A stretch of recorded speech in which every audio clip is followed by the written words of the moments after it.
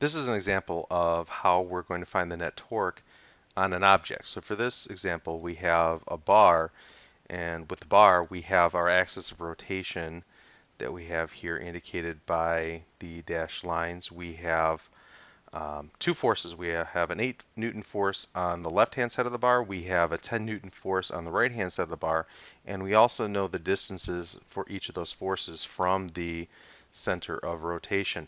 So what I'm going to do here is I'm going to just take a look at each one of the torques individually. So I'll call this tau sub 1 for the one on the left. So for the one on the left, I know that tau sub 1 is equal the distance that we have from the axis of rotation times the force that's being applied on the object, in this case the bar. So all I need to do here to find tau sub 1 is just multiply that distance, so 0.25 meters, times the 8 Newton force that we have, and that gives us 2 meter newtons of torque. So that's going to be torque sub 1.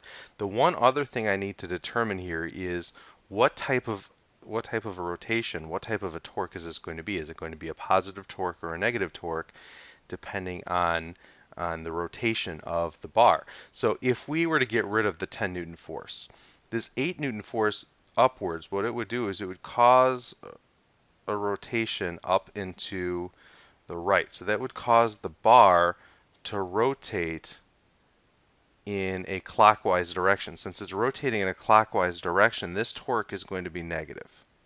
So we have negative 2 meter newtons, sorry, for that torque. So tau sub 1 is just negative 2 meter newtons. Now if we look at the other torque on here, we have this 10 Newton force over here on the right hand side, and it's the same thing. So tau sub 2 is equal to the distance from the axis of rotation times the force. So tau 2 in this case is just going to be 0.75 meters times 10 newtons. So we have 7.5 meter newtons of torque on the right hand side. So again, we need to look, is this going to be a positive or a negative torque?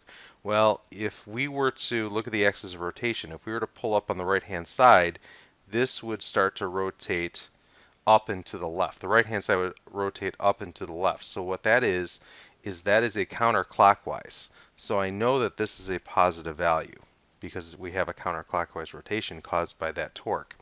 Now that I have both of those torques, all I need to do is find the net torque. So the net torque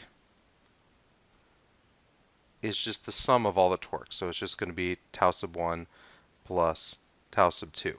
So in this case, it's just going to be negative 2 meter newtons plus 7.5 meter newtons, which is going to give me a positive 5.5 meter newtons of torque acting on the bar. And that's it.